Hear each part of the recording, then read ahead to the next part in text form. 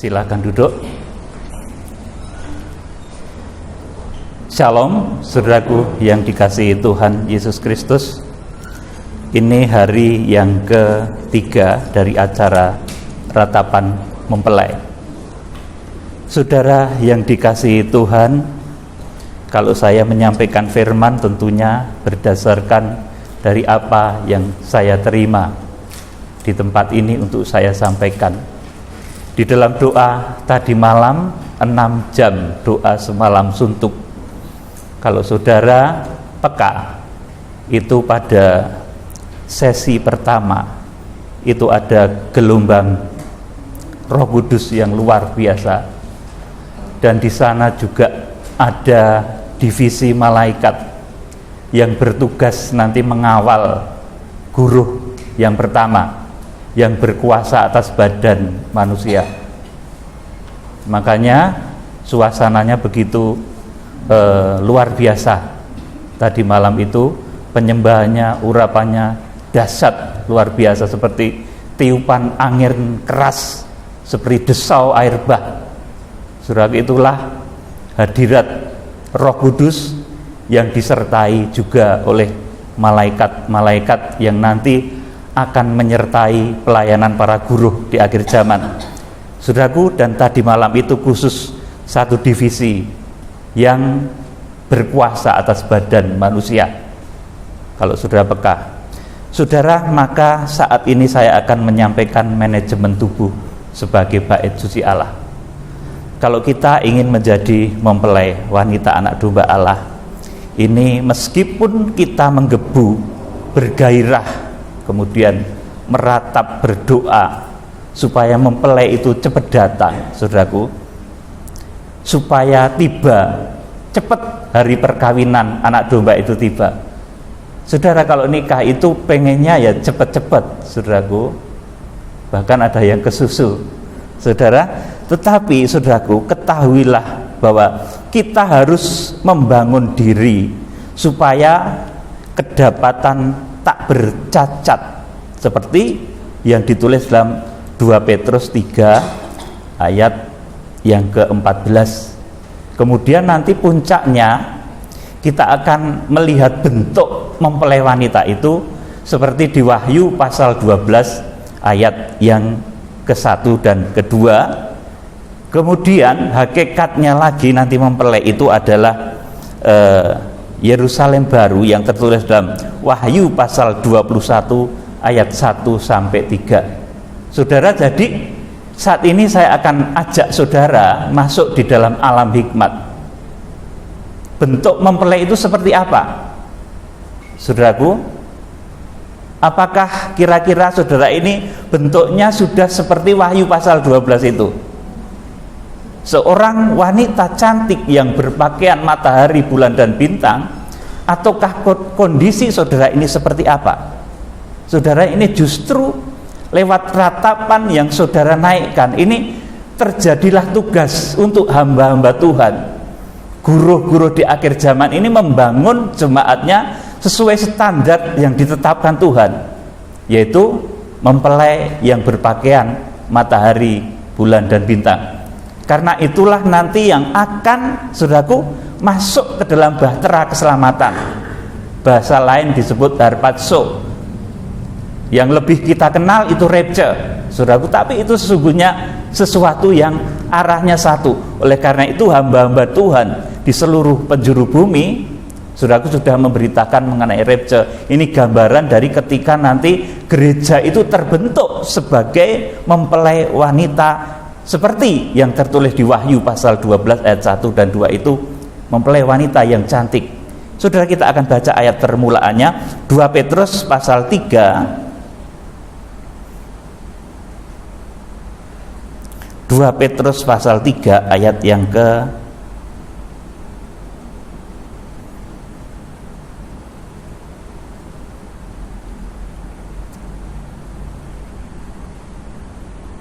14. Saya mohon dibacakan 2 Petrus pasal 3 ayat 14.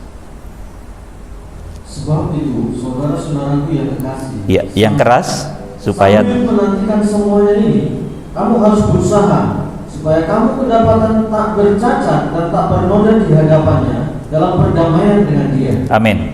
Saudara, ini yang diharapkan Tuhan, supaya nanti kita bisa berdiri tegak ketika Tuhan Yesus Kristus datang. Saudara, ketika saudara penuh urapan seperti tadi malam saja, saudaraku, itu lawatan malaikat yang satu divisi. Saudara sudah kalang kabut seperti itu. Kalau nanti saudara berdiri berhadapan muka dengan Kristus, saudara tidak akan kuat kalau saudara masih memiliki cacat dan kerut atau yang serupa dengan itu.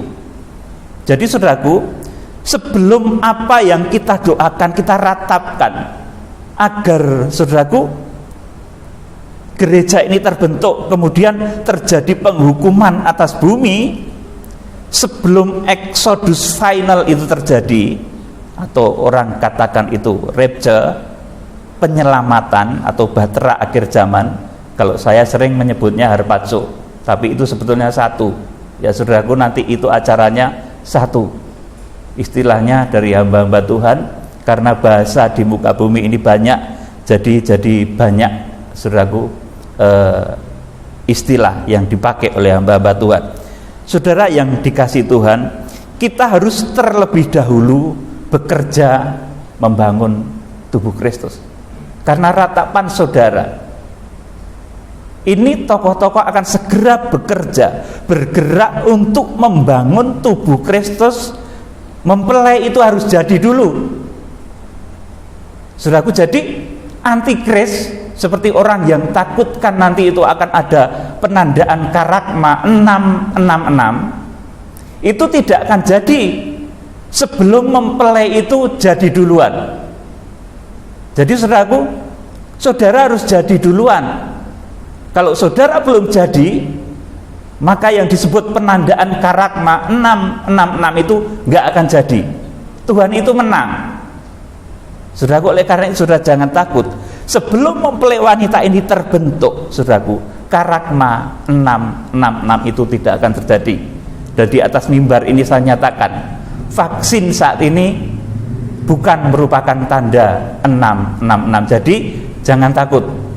Ini upaya dari pemerintah yang patut kita dukung. Saudara yang dikasihi Tuhan Yesus Kristus, jadi kemudian kita akan melihat bentuk postur dari mempelai wanita anak domba Allah yang didambakan oleh Tuhan, yang disebut juga bahtera keselamatan akhir zaman. Ini wujudnya seperti apa? Kita akan membaca di dalam kitab Wahyu pasal yang ke-12 ayat yang ke-1 dan ke-2. Ini bentuk mempelai wanita. Ini wujudnya seperti ini. Apa saudara nanti sudah seperti ini? Dibacakan? Ayo. Perempuan dan naga. Maka tampaklah suatu tanda besar di langit. Seorang perempuan berselubungkan matahari dengan bulan di bawah kakinya dan sebuah mahkota dari 12 bintang di atas kepalanya. Ia sedang mengandung dan dalam keluhan dan penderitaannya. Iya, terus hendak melahirkan, ia berteriak kesakitan. Iya, ini ratapan mempelai. Puncaknya di sini. Jadi ratapan mempelai itu puncaknya di Wahyu pasal 12 ayat yang kedua ini. Dan sesudah ini terjadi, nanti terjadilah penyelamatan itu. Saudaraku, terjadilah apa yang kita rindukan, dipulung bahasa Jawanya. Kalau saya istilahkan, saya menyebutnya sering harpazo. Saudaraku, saudara yang dikasihi Tuhan, tetapi kondisi mempelai sekarang ini belum seperti wanita yang cantik itu. Saya di dalam visi saya melihat, saudaraku, jadi di dalam visi saya melihat mempelai saat ini, calon mempelai. Iya, saya mau minum dulu, saudaraku, ini tenggorokan sedikit serak ya, bukan sakit.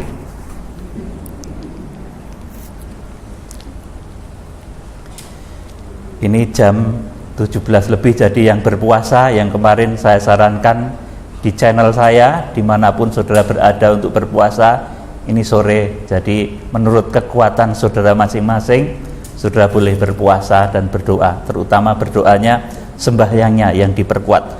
Sudah jadi bentuk mempelai wanita anak domba Allah ini ternyata belum seperti Wahyu pasal yang ke-12 ayat 1 dan 2 ini. Saat ini bentuknya masih elek. Saudaraku mau menikah tapi sakit penyakitnya itu banyak banget. Saudaraku mau menikah wetenge loro, saudaraku.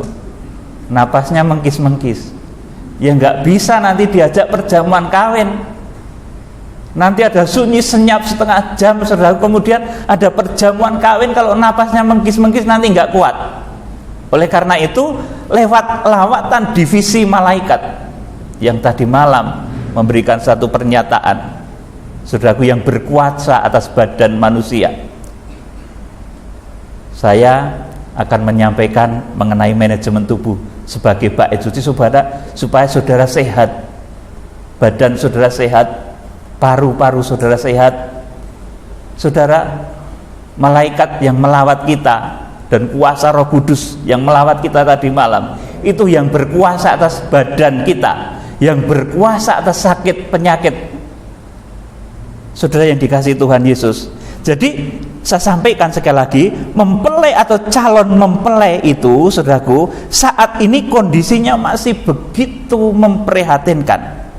Ini seperti kondisi misalkan di jemaat Efesus, ya saudaraku, kitab Wahyu pasal 2. Kitab Wahyu pasal 2 ayat yang keempat dan ketujuh. Ini jemaat Efesus ini jemaat hebat, pinter, saudaraku, bisa menguji pengajaran-pengajaran. Lulusan sarjana teologi bahkan lebih pintar bisa menguji segala sesuatu. Tetapi saudaraku, dia mengalami satu kejatuhan, rusak di dalam kasih mula-mulanya, rusak. Efesus pasal 2 ayat 4 sampai 7, saya mohon dibacakan. Namun demikian, aku mencela engkau. Ya, terus? Karena engkau telah meninggalkan kasihmu yang semula. Terus? Sebab itu ingatlah betapa dalamnya engkau telah jatuh. Bertobatlah dan lakukanlah lagi apa yang semula engkau lakukan.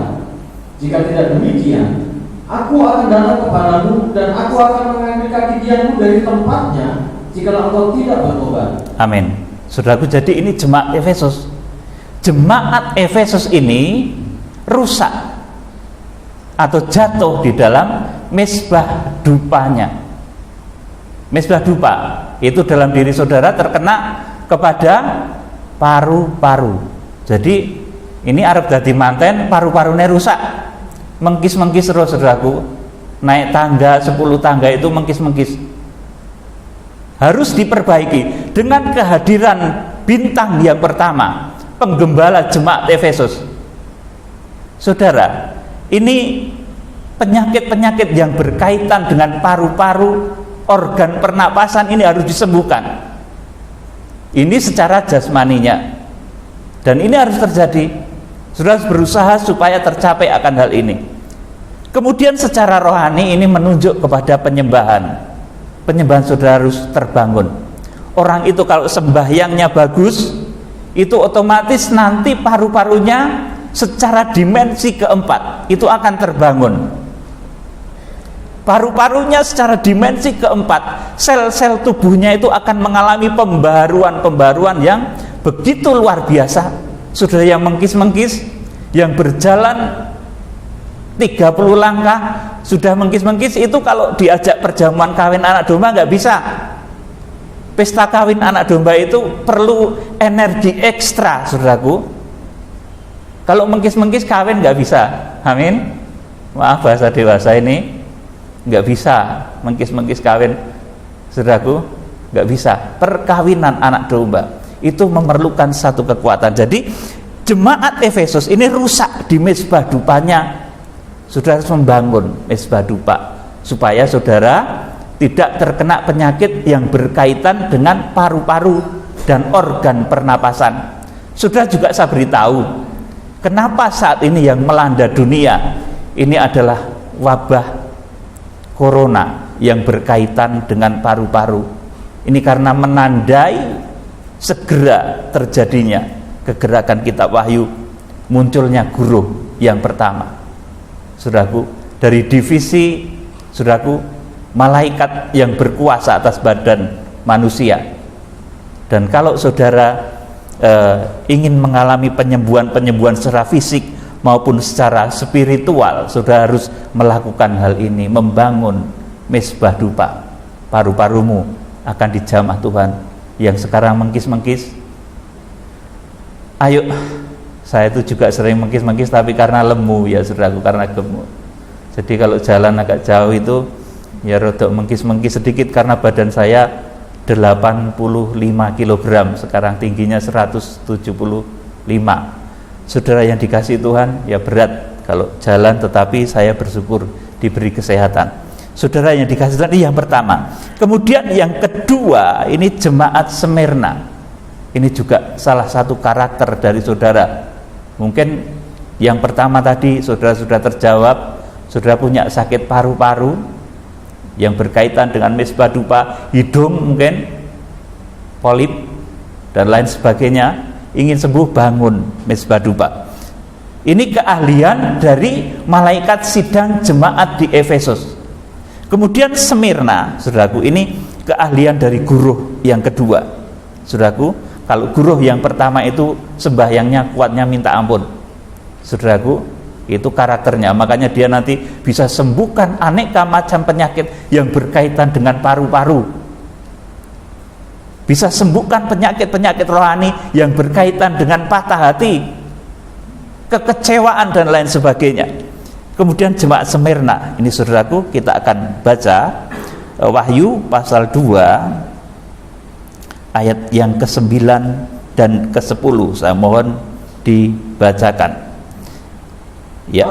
Aku tahu kesusahanmu dan kemiskinanmu, namun engkau kaya, dan fitnah mereka yang menyebut dirinya orang Yahudi, tetapi yang sebenarnya tidak demikian. Sebaliknya mereka adalah jemaah iblis. Jangan takut terhadap apa yang harus engkau derita.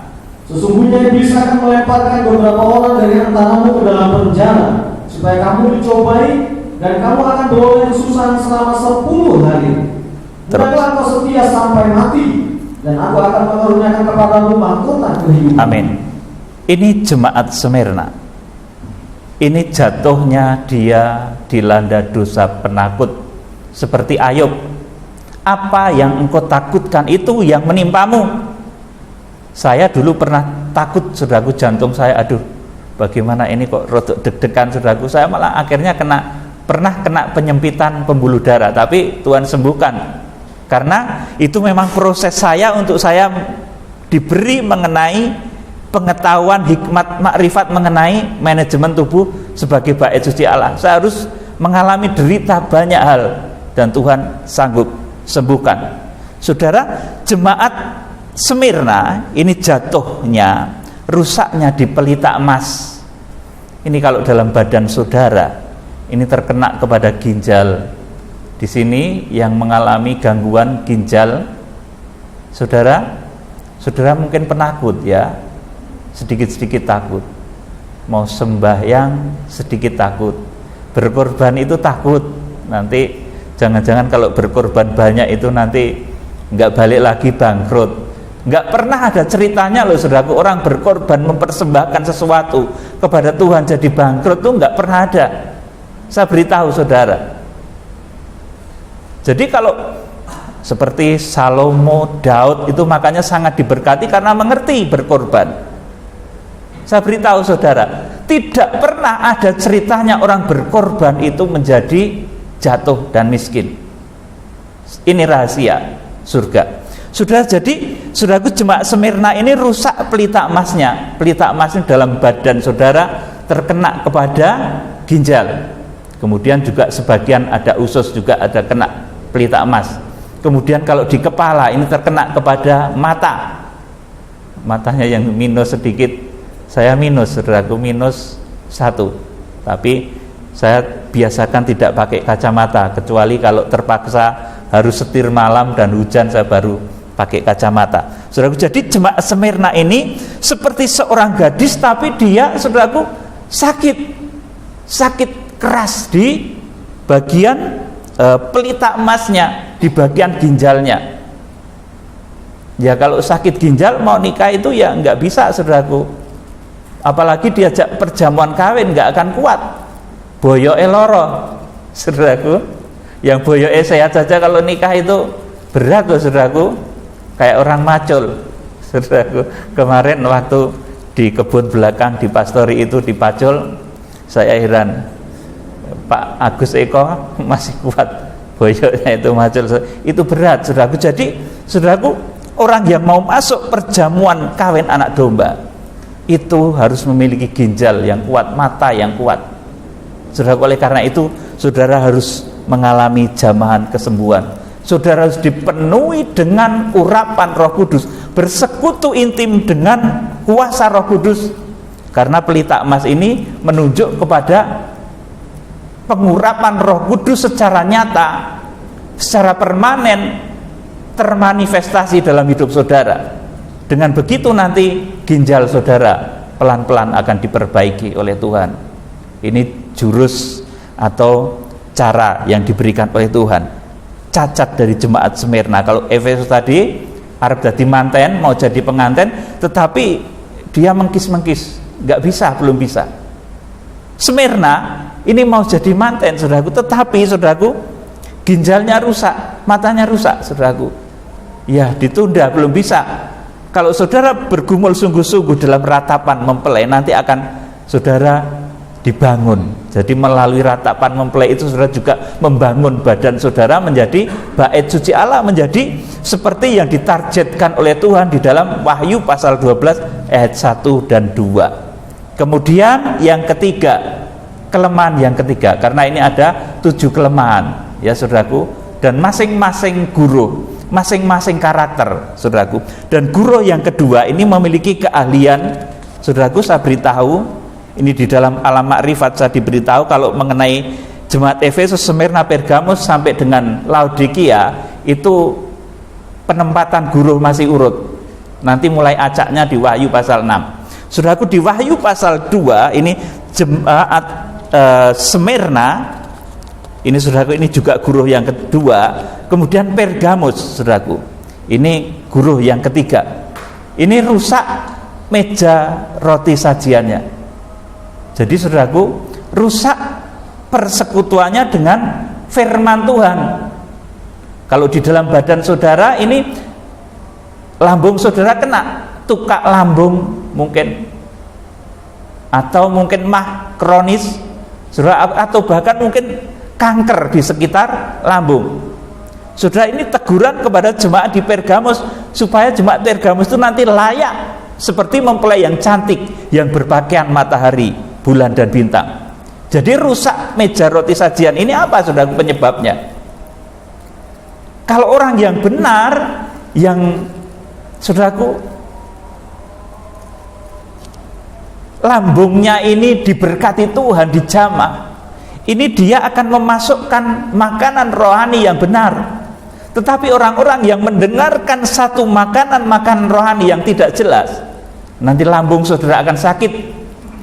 Ini secara makrifat akan beroperasi merusak bagian lambung saudara. Oleh karena itu, kalau perut saudara, lambung saudara sering sakit, saudara jangan hobi mendengar saudaraku ajaran-ajaran filsafat dunia. Kemudian saudara masukkan, saudara telan itu menjadi satu konsumsi rohani, itu akan merusak meja roti sajianmu. Saudara akan jatuh seperti jemaat Pergamus ini. Yuk kita akan baca Wahyu pasal 2 ayat 14 sampai 15.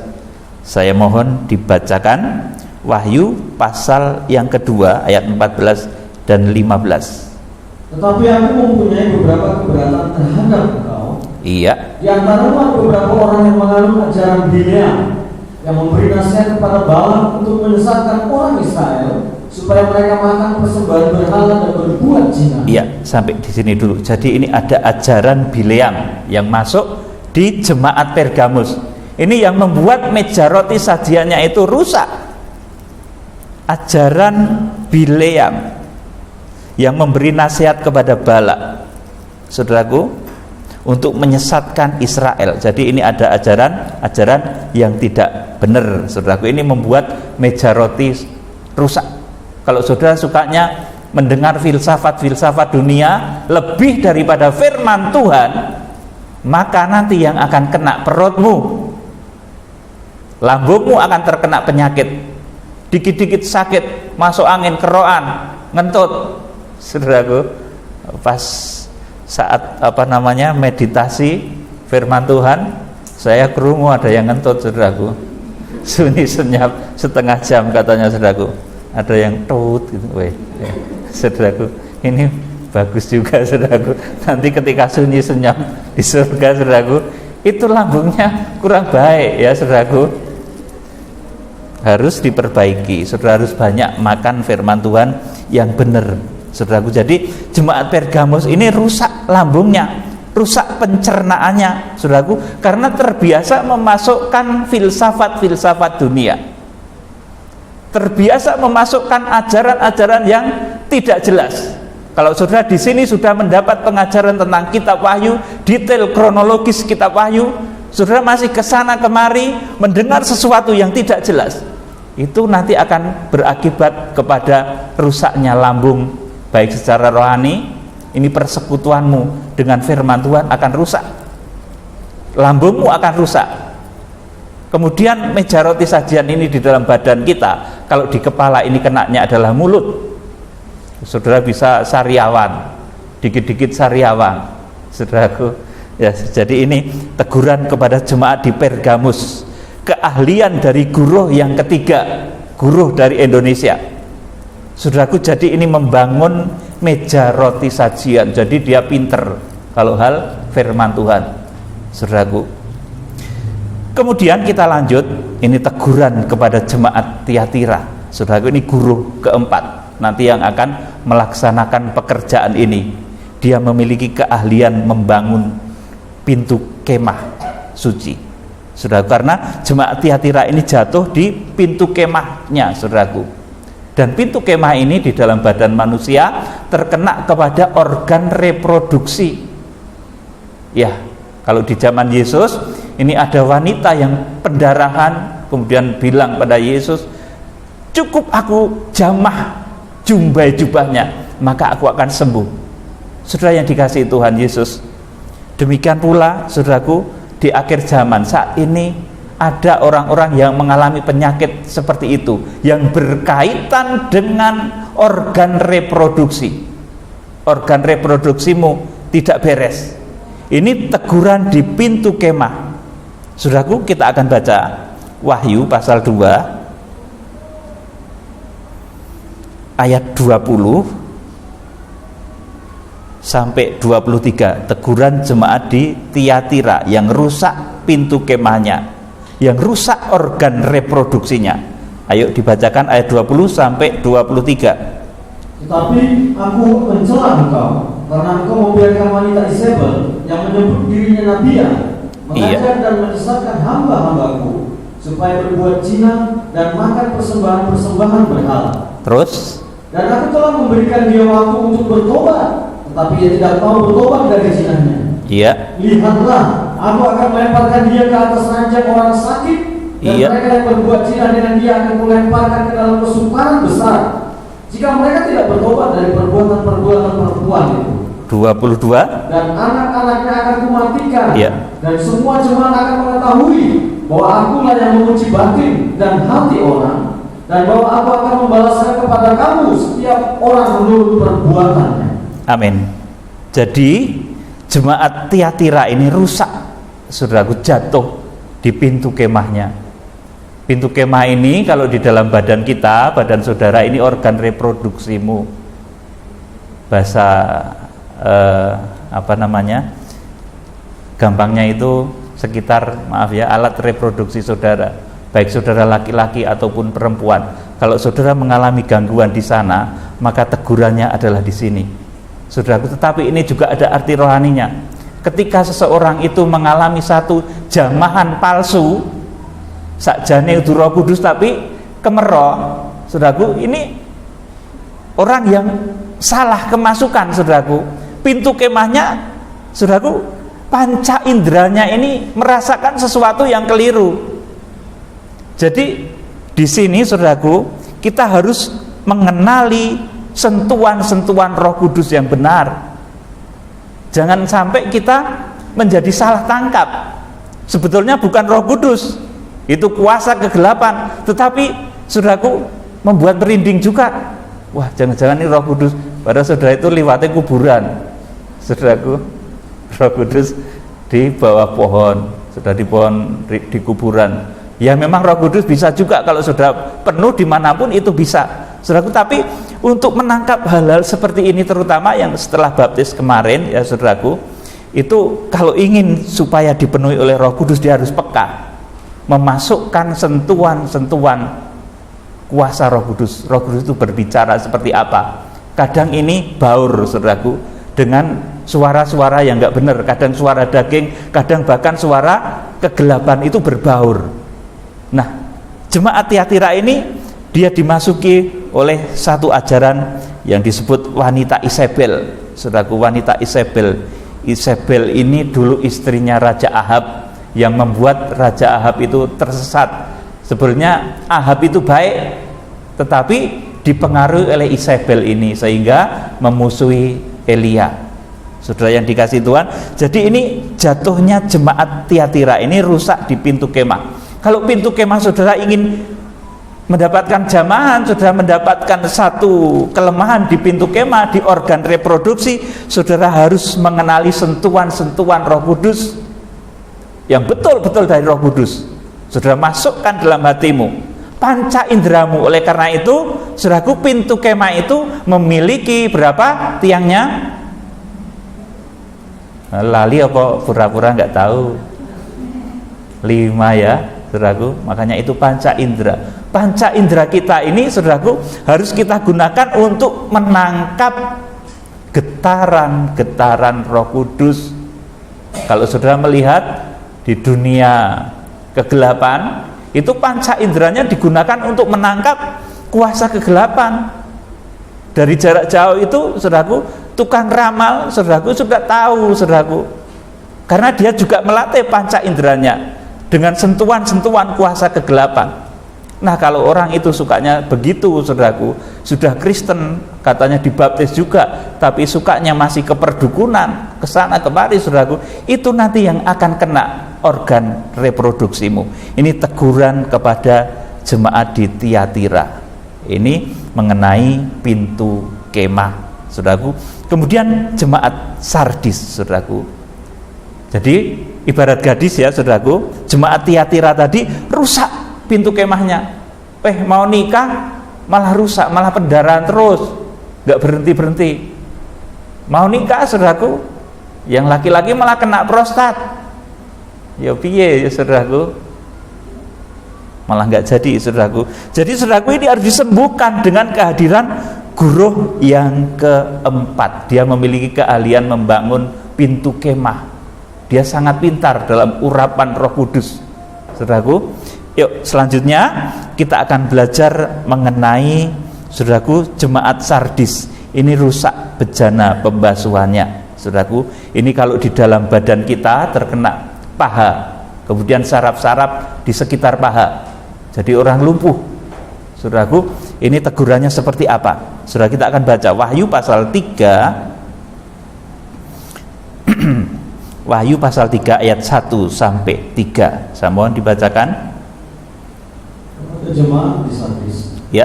Dan tuliskanlah kepada malaikat jemaat di Sardis, inilah firman Dia yang memiliki 7 roh Allah dan 7 bintang itu. Terus? Aku tahu segala pekerjaanmu. Iya. Kau dikatakan hidup, padahal kau mati. Iya. Bangunlah dan kuatkanlah apa yang masih tinggal, yang sudah hampir mati. Sebab tidak satu pun dari pekerjaanmu aku dapati sempurna di hadapan Allahku. Iya. Karena itu ingatlah bagaimana kau telah menerima dan mendengarnya. Turutilah itu dan bertobatlah. Karena jika engkau tidak berjaga-jaga, aku akan datang seperti pencuri, dan engkau tidak tahu pada waktu manakah aku tiba-tiba datang kepadamu. Betul, saudaraku. Jadi kepada siapa Tuhan itu datang seperti pencuri? Itu kepada orang yang tidak berjaga-jaga. Tetapi kepada mempelainya Tuhan itu pasti memberitahu. Saudara mempelai kan? Tuhan pasti kasih tahu. Nanti saat penyelamatan, saat saudara harus dipulung, saudara harus harpazo diselamatkan, itu saudara akan diberitahu. Tapi kalau saudara hidup dalam daging, dalam satu ayat dikatakan, karena engkau bukanlah anak-anak kegelapan, engkau anak-anak terang, saudaraku, maka hari Tuhan itu tidak datang seperti pencuri. Karena mempelai itu kalau datang pasti ngasih tahu, saudaraku, kapan mau datang, itu kasih tahu. Tapi kalau kepada saudaraku orang yang hidup dalam kedagingan nggak perlu kasih tahu, rombak saja itu rumahnya, hancurkan, matikan, saudaraku. Tetapi kepada mempelainya dia tidak akan berbuat seperti itu, pasti dia akan berbicara. Ini teguran jemaat di Sardis, saudaraku. Ini intinya adalah, inilah firman Dia yang memiliki ketujuh roh Allah dan ketujuh bintang itu. Aku tahu segala pekerjaanmu, engkau dikatakan hidup padahal engkau mati. Kematian dan kebangkitan palsu. Ini nanti kalau diteruskan, tidak bertobat, ini jadi manusia zombie, saudaraku, mayat hidup. Saudara, itu sepertinya rohani banget, jebule ora, saudaraku. Ini karakter jemaat Sardis. Kita itu rajin banget, saudaraku, jebule iki ora, saudaraku. Ini karakter jemaat Sardis, saudaraku. Dia rusak di bejana pembasuhannya. Dan ini nanti, saudaraku, puncaknya, saudaraku, kalau saudara nanti melihat munculnya antikris itu dari dalam lautan, saudaraku, kematian, kebangkitan palsu yang memalsukan kebangkitan Tuhan Yesus Kristus, seolah-olah dia mati tapi enggak. Maka di akhir zaman akan ada manusia-manusia zombie yang sepertinya itu hidup, tapi dia seperti, saudaraku, robot, tidak punya perasaan. Ini manusia zombie di akhir zaman, saudaraku, yang nanti akan betul-betul, saudaraku, semakin merajalela.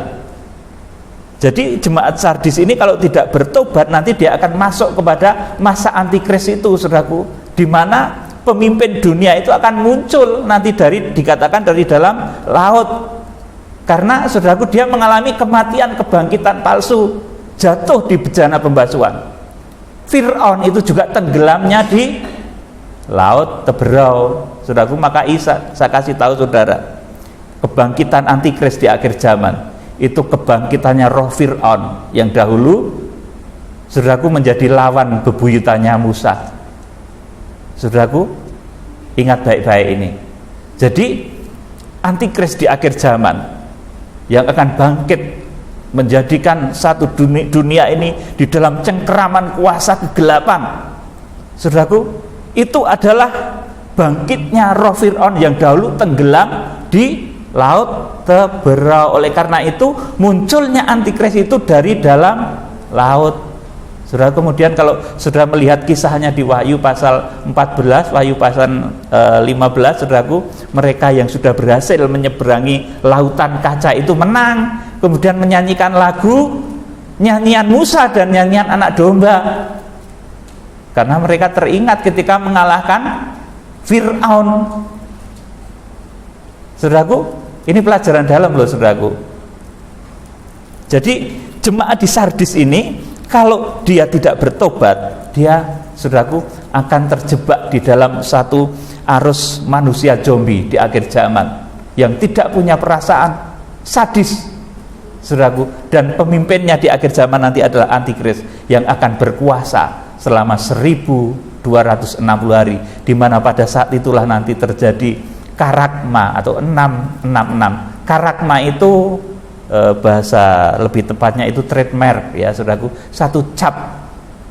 Karakma itu akan diterapkan, saudaraku, satu ketika. Ini belum pernah karakma itu diterapkan, saudaraku, dan nanti memang akan terjadi pada waktunya ketika Tuhan melakukan keputusannya di akhir zaman, saudaraku yang dikasihi Tuhan Yesus Kristus. Jadi ini kelemahan jemaat di Sardis. Kalau di badan saudara secara kecil-kecilan, ini syaraf-syaraf yang ada di paha saudara. Kalau saudara mengalami kematian, kebangkitan palsu, ketoke rohani banget tapi ora, saudaraku, ini saudara bisa mengalami kelemahan di bagian paha. Arep ngadeg angel, saudaraku, sembahyang kedeol-kedeol, saudaraku. Saudara harus mengalami satu pertobatan yang sungguh-sungguh, mematikan daging dan bangkit asli seperti kebangkitan Tuhan Yesus Kristus. Ini kelemahan jemaat di Sardis yang jatuh di bejana pembasuhan. Kemudian jemaat Philadelphia, saudaraku. Nah, saudaraku, jemaat Sardis ini, saudaraku, ini guru dari luar negeri ya, saudaraku. Saya tidak menyebut, bukan dalam kapasitas saya, tapi saya mengerti, saudaraku. Kemudian jemaat Philadelphia ini juga guru dari luar negeri nanti gembalanya. Ini hampir tidak memiliki kelemahan, saudaraku. Jemaat Philadelphia ini memiliki satu teguran di pintu tirai.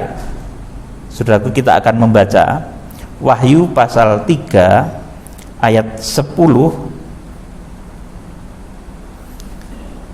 dan 11. Saya mohon dibacakan.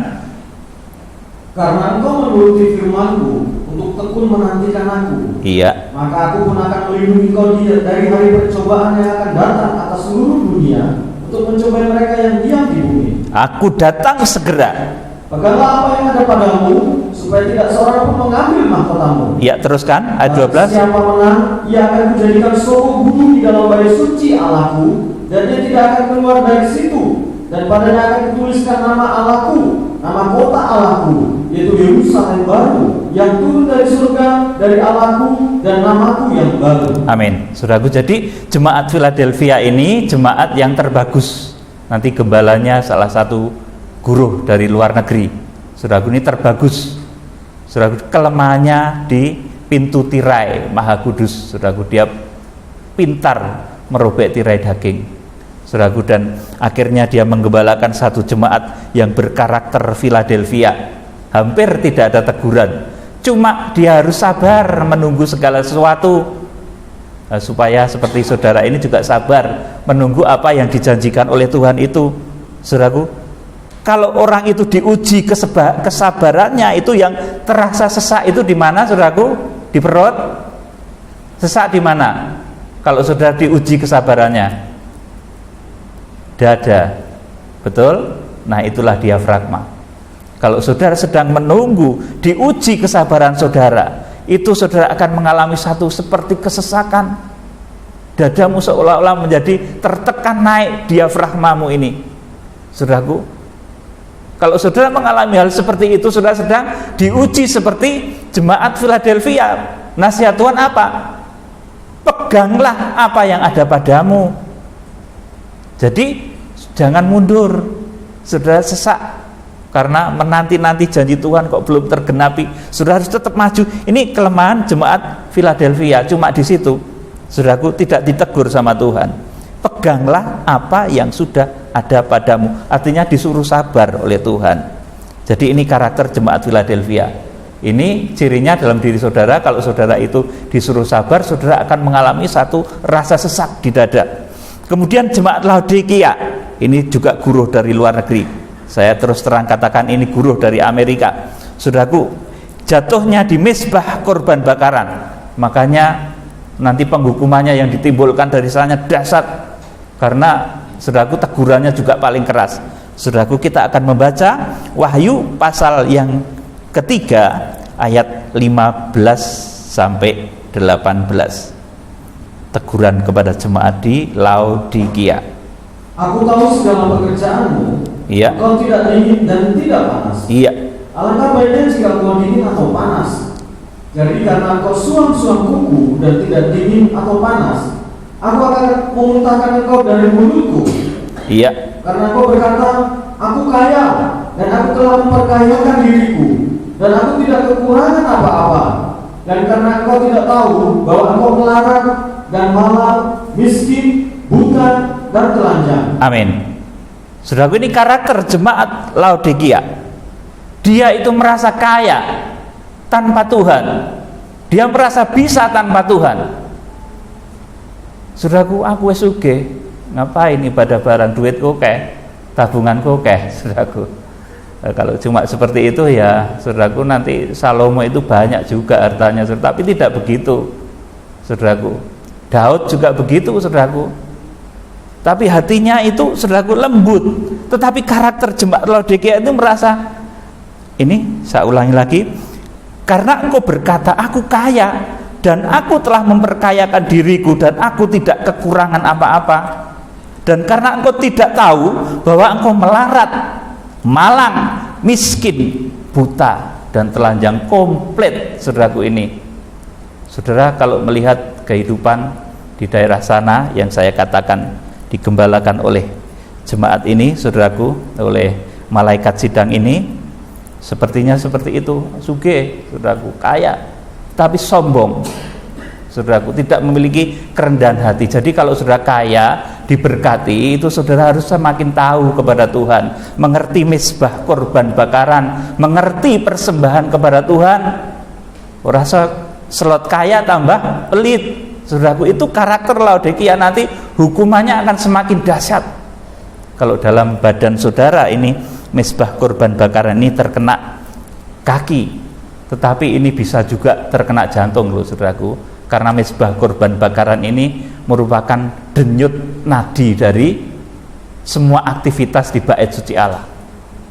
Saudaraku yang dikasihi Tuhan, inilah teguran jemaat-jemaat di akhir zaman. Jadi sekarang ini kondisi jemaat akhir zaman ini belum seperti Wahyu pasal 12 ayat 1 dan 2 itu, wanita yang cantik yang berpakaian matahari, bulan dan bintang, itu belum, tetapi masih banyak ditandai dengan cacat celah. Efesus itu mau nikah malah mengkis-mengkis, saudaraku. Smyrna itu mau nikah malah sakit, saudaraku, sakit ginjalnya. Pergamus itu mau nikah malah sakit lambungnya, dan seterusnya, saudaraku. Jadi kita ini masih banyak cacat celah, saudaraku, dan kita harus berpacu, karena seleksi untuk menjadi mempelai ini satu rahasia lagi, saudaraku. Seleksi untuk menjadi mempelai itu bukan seleksi seperti orang yang masuk kepada kerajaan surga. Kalau satu orang dari anggota keluargamu selamat, maka semua akan diselamatkan. Tetapi pemilihan mempelai, siapa yang akan diangkat atau tidak, siapa yang akan dipulung, siapa yang akan diharpatso atau tidak, itu pemilihannya sangat privat. Bahkan dikatakan di dalam satu tempat tidur itu bisa terpisah kalau kadar rohaninya tidak sama. Sudah kita akan membaca, saudaraku, Injil Lukas pasal 17. Ini pemilihan mempelai, saudaraku. Oleh karena itu saudara harus mengerti. Lukas pasal 17.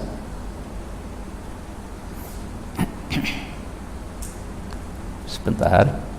Lukas pasal 17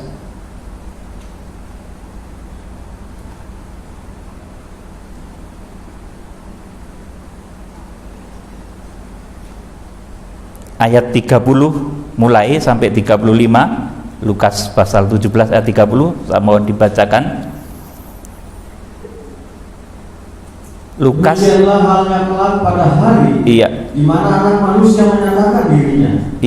Barang siapa pada hari itu sedang di peranihan di atas rumah, dan barang-barangnya ada di dalam rumah, janganlah ia turun untuk mengambilnya. Dan demikian juga orang yang sedang di ladang, janganlah ia kembali. Ingatlah akan istri Lot. Ini pemilihan mempelai, saudaraku. Ayo terus. Barang siapa dusta memelihara nyawanya, ia akan kehilangan nyawanya. Dan barang siapa kehilangan nyawanya, ia akan menyelamatkannya. 34. Aku berkata kepadamu, pada malam itu ada dua orang di atas satu tempat tidur, yang seorang akan dibawa dan yang lain akan ditinggalkan. Amin. Cukup sampai di sini. Ini dahsyatnya pemilihan mempelai. Itu bahkan Tuhan tidak peduli itu orang satu tempat tidur apa bukan. Saudaraku, dikatakan ini firman Tuhan yang mengatakan seleksi menjadi mempelai itu kalau dia tidak bisa memiliki kadar rohani yang sama, saudaraku. Yang satu akan dipulung, yang satu akan harpazo, yang satu akan ditinggalkan.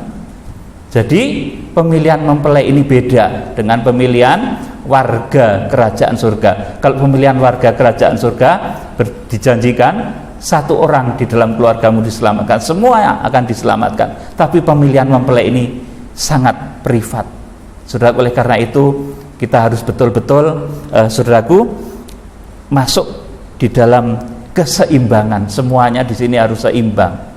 Saudaraku, di dalam kerohanian, kadar rohani saudara harus seimbang, harus dewasa, harus masuk terukur ruang kudus. Maaf ya, ini agak lama pemberitaan firman sedikit, tapi karena memang apa yang harus saya sampaikan seperti ini, saudaraku, harus terukur menjadi bait suci Allah. Sebab nanti kalau saudara itu kanak-kanak rohani, saudaraku, yang satu itu masuk terukur menjadi bait suci Allah, yang satu kanak-kanak rohani, nanti yang satu akan masuk, yang satu akan dipulung, yang kanak-kanak meskipun satu tempat tidur itu akan ditinggal. Saudaraku, dan ini terjadi di ayat ini. Saudaraku, kanak-kanak itu sifatnya apa? Atau saudaraku, ribut. Saudaraku, kalau suka ribut, saudaraku, itu sifat kanak-kanak. Saudaraku, kanak-kanak itu kalau ada acara di ruang Maha Kudus itu konturu sih. Saudaraku, saudara punya anak ya, mungkin saudaraku, saudara sedang mau ada acara ruang Maha Kudus sama suami istri, konturu sih. Saudaraku, anak-anak itu tidur dulu. Ini papa mama mau ada acara. Saudaraku, turu sih, artinya apa? Mati, saudaraku. Karena ditulis seperti dalam ayo kita akan baca ini, saudaraku. Karena pengukuran menjadi mempelai itu diukur. Jadi kriteria mempelai itu pemilihannya sangat privat. Saudaraku, Wahyu pasal 11 ayat 1 dan 2, saudaraku. Dibaca Pak Rudi. 2 saksi Allah. Kemudian diberikanlah kepadaku sebatang bulu, seperti tongkat pengukur rupanya. Dengan kata-kata berikut: bangunlah dan ukurlah bait suci Allah dan mezbah dan mereka yang beribadah di dalamnya. Tetapi kecualikan pelataran bait suci yang di sebelah luar, janganlah kau mengukurnya, karena ia telah diberikan kepada bangsa-bangsa lain, dan mereka akan menginjak-injak kota suci 42 bulan lamanya. Amin. Saudaraku, jadi meskipun orang itu berada di satu tempat tidur, kalau yang satu itu kadar rohaninya ruang kudus, yang satunya itu pelataran, maka akan terjadi apa yang dikatakan di dalam Injil tadi, bahwa yang satu di tempat tidur itu, yang satu akan dibawa, yang satu akan ditinggalkan. Itu terjadi di Wahyu pasal 11 ini. Karena yang satu itu kanak-kanak rohani, tidak mencapai taraf yang ditentukan oleh Tuhan, itu pasti tertinggal. Suka ribut kanak-kanak rohani itu, saudaraku. Tidak cuma jemaat, pendeta pun, saudaraku, kalau masih suka ribut begitu, saudaraku, ini juga kanak-kanak rohani. Sedikit-sedikit bertengkar mengenai nama Tuhan, sedikit-sedikit bertengkar mengenai penumpangan tangan, sedikit-sedikit bertengkar mengenai baptisan. Saudaraku, ini hal-hal dasar kekristenan yang adanya di pelataran, saudaraku. Dan kalau tidak bertumbuh, maka Tuhan katakan itu kanak-kanak rohani itu akan dibikin tidur oleh Tuhan, karena akan ada acara ruang Maha Kudus. Saudara, ruang acara ruang Maha Kudus itu apa? Pernikahan kawin anak domba Allah, perjamuan malam kawin anak domba Allah. Itu anak-anak harus ditidurkan, kanak-kanak harus tidur. Saudaraku, seperti kalau saudara punya acara ruang Maha Kudus, kanak-kanak itu konturuse, orang nanti ngeriwui, bahasa Jawanya begitu. Saudaraku, anak-anak itu harus ditidurkan. Kanak-kanak rohani di akhir zaman akan ditidurkan oleh Tuhan. Tidur yang dimaksud itu apa, saudaraku? Daniel pasal 12 ayat 2, dibacakan Pak Rudi.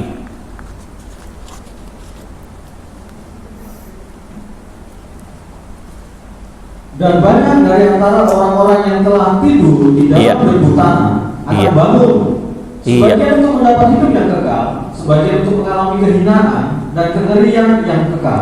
Amin. Saudaraku, jadi pemilihan mempelai ini sifatnya sangat privat.